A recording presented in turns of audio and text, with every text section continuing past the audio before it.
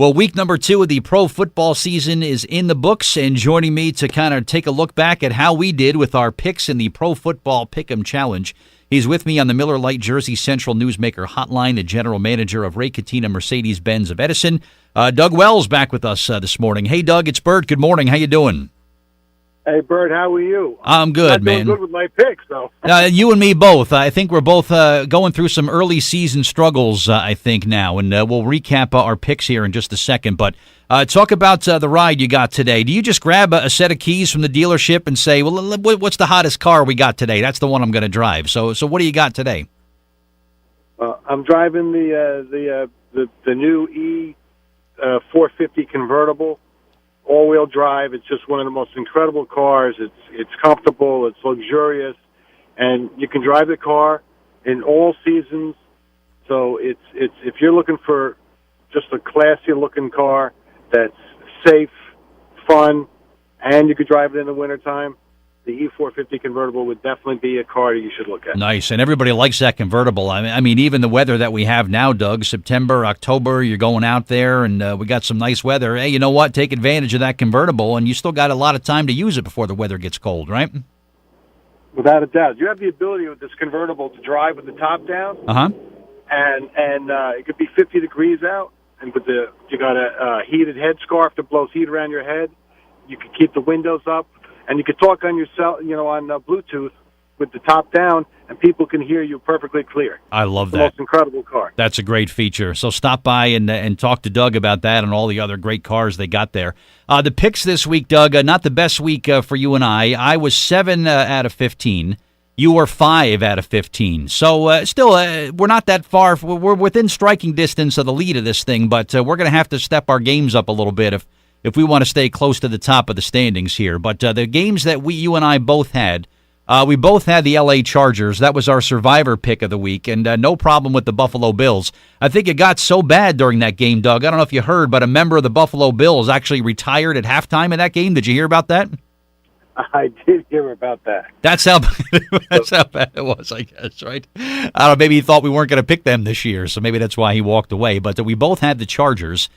Second week in a row, you and I, we both had Green Bay, and for the second week in a row, there was a tie, Doug. I can never remember having a regular season tie 2 weeks in a row. Can you?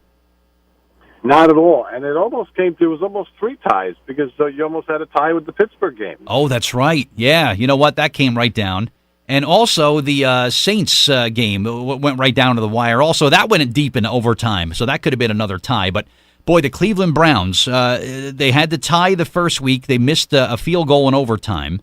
This week, they miss an extra point toward the end of the game that they would have won in regulation. They go into overtime and lose. Fortunately, both you and I had the Saints in that one, so we did okay there. L.A. Rams, who no problem with Arizona. Doug, some people are saying the L.A. Rams are the sexy early pick for the Super Bowl. Have they looked that good to you so far? I think they're one of the best teams. They have a great defense, and they have a very, very powerful offense. That quarterback, yeah. He's doing a great, great, great job. He makes very few mistakes, and he's got a lot of arsenal to get the ball to between the running game and the passing game. They have a lot of weapons for that team. Yeah, that Jared Goff, who I don't know why the Jeff Fisher, when he coached the Rams, just wanted to park the kid on the bench for like years and years. I don't know why, but they bring in a new coach, a young guy. He goes, all right, kid, get out there and do your thing. They win the division last year. They're 2-0 this year. People are saying they're going to be going places.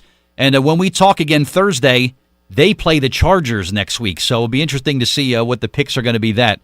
We also had Denver, a big come-from-behind win for them against Oakland, who is now 0-2. Can you believe Oakland is 0-2, Doug? There was talk now that John Gruden came back. He left the broadcast booth to go back to coaching. He took the job with the Oakland Raiders, and they were talking about them having a great season.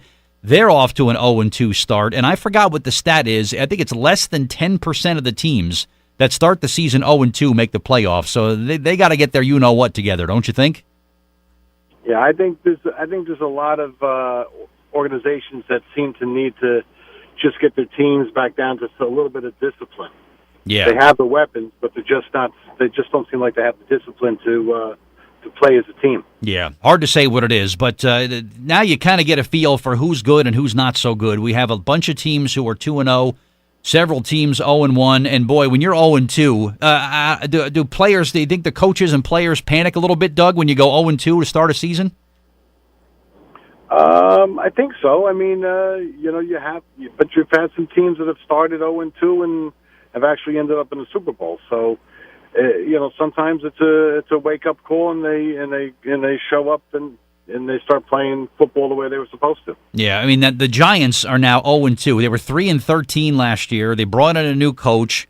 They're 0-2. They're playing another team that's 0-2 this week, and we'll talk about that on Thursday when we make our picks for Week 3. These Giants fans, they're not used to getting off to these bad starts, Doug. You think the Giants are panicking a little bit, this 0-2 start? My Giants fans don't like to lose. They don't like mistakes. They lost also. They lost, I think, their starting center. Yes, went down. So, that's a big hit for them. So, they've got a lot of work to do, and they've got some weapons. They just need to seem. It seems like that offensive line is not helping them get to the next level. You're right, and what people don't like when I say it, but Doug, I think Odell Beckham Jr. is the most exciting player when he's on a football field. There is no player that gets people to slide to the front of their seat every time the ball is thrown to him. There's no player in the NFL, I think, that is electrifying as Odell Beckham Jr. I know he's attitude, I know he's ego, I know he's brash. The saying is, you know what, it ain't bragging if you can do it. And he is one of the best weapons in football. They just got to utilize him and get the ball to him. Give Eli some more time to throw a pass. That offensive line is like a turnstile. They just let people right through all the time. That's something that's going to have to be corrected in the next couple weeks. Without a doubt. Plus, Odell's getting double teamed, and they're scheming on him. Oh yeah, they're trying to maneuver. So they need to come up with a game plan that they can maneuver Odell, knowing what they're going to try and do to him, so that Odell can actually get himself open quickly. Yeah, well, we'll see what happens in Week 3, and Doug will be back on Thursday, and we'll preview the Week 3 games. But as far as the season standings go, so far I have 15 wins on the year. Doug has 11 wins, and the two of us are trailing Tommy G. I don't know how this happened, but Tommy G actually has 17 right in the first 2 weeks. Thank goodness he's not part of our bet here, Doug, or we'd be taking Tommy G out to dinner, which can be an expensive proposition. So, but we're 21. The guy who's leading is 21, so we're not that far away. We just got to ramp it up a little bit, and I got a good feeling that you and I will have a little bit better luck in Week 3. What do you think?